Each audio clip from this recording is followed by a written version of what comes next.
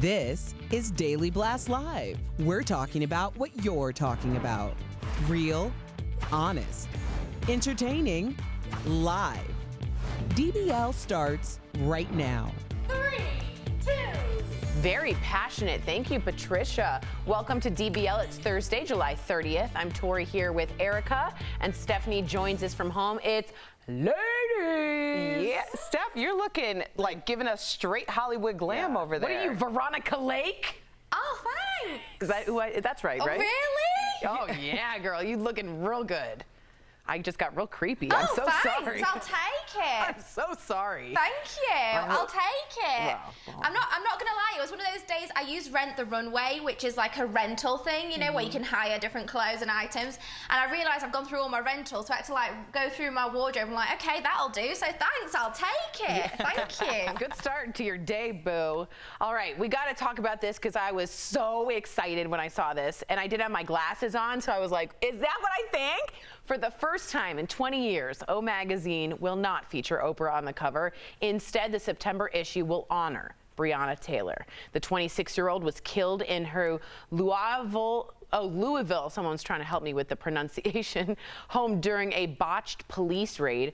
Oprah says she chose to highlight Breonna to bring attention to her death, but to also highlight the need for justice in her name. This is not just an honor, there's an action step here. None of the officers involved in Breonna's death have been charged. I know Erica also loves Oprah.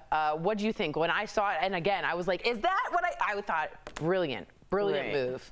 You know, it's interesting that it takes such a tragedy to get our attention. It's so cut and dry. Someone who should have been celebrated in life, absolutely a decorated EMT on the front lines, an essential worker, was the most innocent of victims, sleeping in her bed, and was executed in her own home for reasons that have still not been substantiated, and no justice has been served. So for Oprah to say, after 20 years, she is deserving of the space, Breonna represents all of us, the people who are really connected to an Oprah, because we see ourselves in her. We see ourselves in Breonna. And Oprah was considered forever every woman. There was a reason why people made connections with her. So for Breonna to have the cover, I think that it's absolutely appropriate. I think it's wonderful. Also, Steph, Oprah did talk about the digital artist that did this rendering. It's a 24-year-old artist, and they show a little background of how she pulled together from other images to get the spirit of Breonna, which I think you do from this amazing digital piece. What do you think about that? Oh my gosh, I think the whole concept, the whole creation of it, and the genuine love, thought, and message behind it, all of it across the board. Let's be honest, it's Oprah. It's always going to be perfect, isn't it? But the sad part of this is Breonna died on March the 13th. This issue is due to come out in 2 days' time on August the 1st. We're talking months and months of injustice now. So I'm glad that she's done this. We need to keep the train rolling, because those three, I don't even want to say gentlemen, men, are completely living their lives, going to bed and sleeping every night in a way that Breonna definitely should have had the justice and deserved. So yeah, I think good for Oprah, and I think she's making a stand, and she's showing that she's standing up for what she believes in. And you know what? That magazine has a minimum of 8 million viewers per month, especially on their digital platforms, as it's no longer going to be in paper print, which means it can go out to even more homes. So the more people that it creates awareness, reminds them, like, don't forget, we can't let this train slow down. Yeah, wow. Well said. I agree with everything. And Oprah said, in quotes, I am Breonna Taylor, just like Erica said. It could be me. It could have been me. Let's move on to this story, because this also is super interesting. Jessica Simpson opened up about forgiving the person who allegedly abused her as a child. So Jessica first revealed that she was sexually abused by a family friend in her memoir, Open Book. She said the girl, though, who was abusing her was also being abused by her boyfriend at the time. Jessica spoke with Katherine Schwarzenegger-Pratt about confronting the woman 8 years ago. Take a listen. I told her in the moment, like, you know, I know that you have a lot to deal with, and I told her that I think that she should probably talk to someone and find a way to understand those moments and to forgive those moments and to heal from those moments. And I just want you to know that I forgive you. Forgiveness is a incredibly difficult place to get to after something like that, I would imagine. Erica, how do you respond to this? Well, I think it's very telling of the place that Jessica's in, and it's appropriate that her memoir is called Open Book because she puts everything out there in a way that means that she is healing from it, and she's a place where it doesn't have power over her anymore. And I understand that not everyone necessarily deserves forgiveness, but at the same time, I feel like the person who is able to do the forgiving might do themselves some justice if they can come to a point where they can forgive even when there's not an apology, because it's quite stifling to hold in trauma for your entire life, and it keeps you from other things. Yeah, there's an idea, I know what you mean, that forgiveness can almost come from you, and it doesn't really matter what the other person does. It just lets you move on from being stuck. Steph, how did you feel about once you heard about this? I thought I really like J Simp. I don't know her. Oh, I wish we all did know her. I love Jessica Simpson. And you know what? I love that she's being so honest and open, because she's been, I think for many years, we saw kind of, I don't want to use the word a Barbie doll, cut out, perfect cookie cutter version of Jessica. And it's only in the more recent years that she's been really open and honest and spoke about what was really going on behind the scenes, how everyone in her life treated her, whether it was in an abusive relationship when she was younger, whether or not it was like record labels forcing her not to eat, and she's like had this really big cycle of trauma surrounding her in her personal and work life for many years. So all I can say is I think it's absolutely incredible that she's not only just, first of all, taking the time to heal is a huge thing, like actually going into what has happened to you, how you've been spoken to, how you've been treated, and actually just registering that, then trying to understand kind of how it may have affected your life, and the fact that she's gone through in her own mind what the person who did that to her, and like then forgiving all of that. I just think that's such an amazing thing. And I'm not going to lie, there's been certain parts of things that have happened to me in my life that, like, okay, I understand them and I no longer hold any resentment or anger towards them, but I don't know if I ever could, like, if I ever saw those people be like, oh, I forgive you for that, you know, because maybe I still hold on to things. So I don't know, I just find it incredible. I think what an amazing human. I totally agree, and I gotta be honest, I always judged her as like, is this tuna fish or chicken of the sea? And I was like, oh man, she's so, I'll say it, I was like, she's so dumb, blonde, you know. Man, have I judged that by what the brand she's given. I'm very happy to see she's opening up, because she becomes a human being. It's fantastic. Let's move on to this. This is super interesting, because just as Steph was honest about what she just said, I have to say that I agree with Demi Moore on this. She reveals that she changed herself for the men she dated and even married in the past. Not my husband, but men I dated. Demi has been married 3 times, most notably to, of course, actor Bruce Willis, and later to Ashton Kutcher, whom she divorced in 2013. And speaking on the Jess Cagle show, Demi revealed that she wasn't exactly authentic during those relationships. Take a look. For me, I had changed myself so many times over and over to fit what I thought somebody else wanted. It's that idea that we're kind of conditioned to work towards being desired, but we're not supposed to have desires of our own. I just really super relate to this, and I don't know if any of our DBL Nation did. I changed for the men in my life, and it was obviously to the detriment of myself, but I wanted that validation of being what they wanted. And it took I'm 38, it took a long time to find the right man until I was in that right energy. But I'll be honest, I did do this, and it's almost like a little bit of a self-sabotage every time, like a little microaggression. Well, I do want to be clear about this, because I think there's something very different if you are with someone and they're like, let's just be superficial about it. I prefer blondes with blue eyes, and you're a brunette with brown eyes, and you go out and change your hair blonde and then get contacts. Yeah, that's something different than the idea of evolution, because what people fail to realize in any interpersonal relationship, you are going to evolve and become a different different person. You're going to become a different person on your own, and you're certainly going to become a different people together. So not every change is actually a detrimental change. Some of those changes are going to bring you closer as a unit. And if you're going to be with someone, then you need to figure out how to become a team. That means that when one's yinging, the other yangs, and vice versa. Want a yin and so yang, not all change is bad. I agree, but I think the changes I made compromise myself. Right. My integrity, right? And I think, Steph, have you had any experience like that? Real quick, we don't have much time, but I just want to get your take on this. I completely understand it.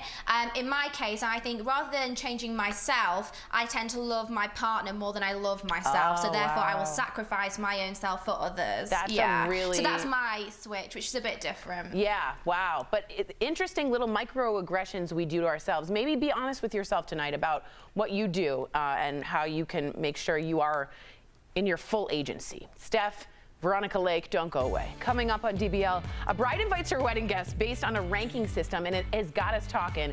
Is she being practical or just plain old tacky? I have a lot to say. Don't go away.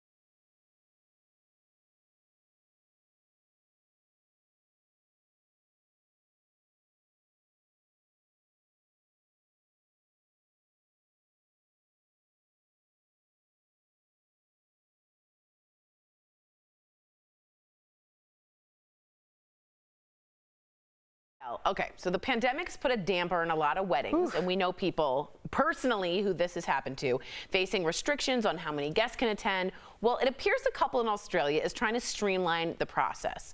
Okay, get this. They sent out an invitation with split the guests into 3 groups, asking Group A to RSVP as soon as possible, but asked Group B and Group C to keep a close eye on the website in case space became available.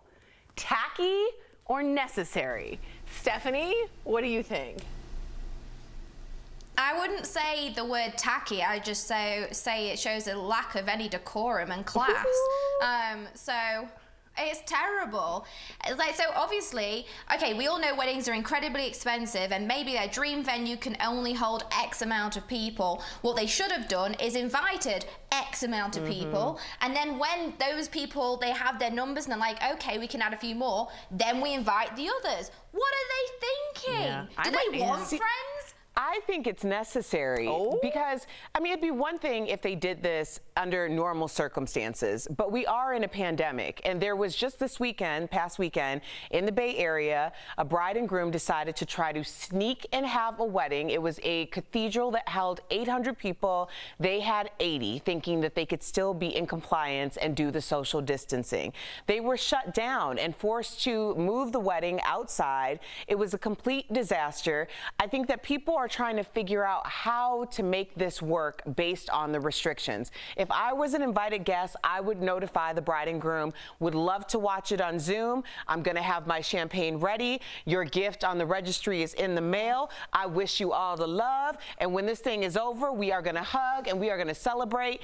I'm going to throw you a dinner. That's lovely. And I think that could all have been done with simply asking their guests without giving A, B, and C to respond quickly. If you had just said, could you respond quickly, that sort of would have solved everything. When Steph says it's not not good decorum, and in a British accent, she's always right. You know, I did feel like she was spot on with that, although I didn't even agree with her. I know, but the British accent, man, amazing job. Very good.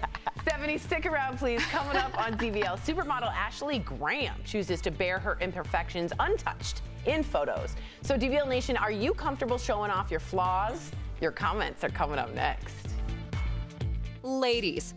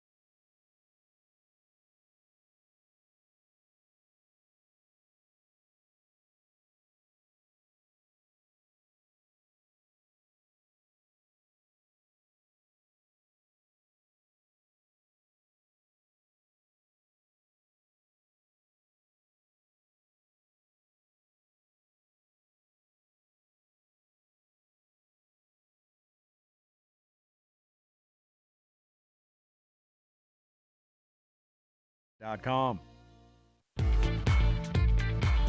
Welcome back to DBL. Many of us have gotten used to filters, but two swimsuit models prefer to be seen without Photoshop. So new mom Ashley Graham shows off her stretch marks in this backyard bikini photo. And new Sports Illustrated model Lorena Durand had this to say after being asked if she wanted to have her stretch marks retouched. Let's take a listen. It's my history, and when I see the picture, is okay. It's my the picture is Lorena. When I see the picture, it's like, oh my God, it's me. So DBL Nation, are you comfortable showing off your imperfections? We got some comments. I'm going to get Erica and Steph's take. Steph, here's the first one from Ellie on Facebook. Quote, women like this are making it easier for me to embrace my body, flaws and all. Oh, I love that, Ellie, and I'm glad that you feel that way. I love Ashley Graham. I think she's a pioneer in like how we visualize beauty, and she's so bold and brazen and just downright gorgeous. So I love that she's showing that. You know what, I think I heard once, it wasn't necessarily from Ashley Graham, that like stretch marks are like a tigeress, like it's like all the battles that you've been through being a mother and just growing as a woman. So I love this, I'm all for it. That's Audrey Hepburn said, I earned every wrinkle on this face, famously. Erica, here's the next comment. Kat from YouTube says, yeah, I wouldn't mind showing off my stretch marks if I was a gorgeous model, but I'm not. Well, I think we can all say what would make it more easier for us, but then the truth is you've never been in someone else's shoes, so you don't know what other issues arise from being in their shoes and being vulnerable. I do like to try to keep myself as vulnerable as possible. First of all, I feel like it's a way to manage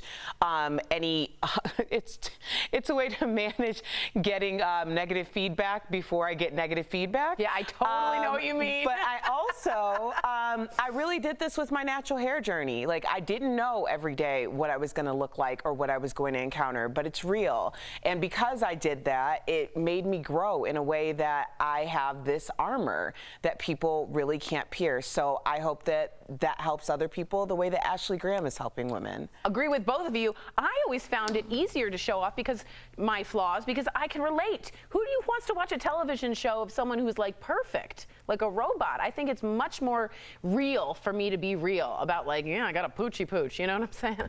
And I do.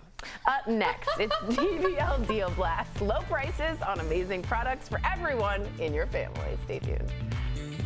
Promotional consideration.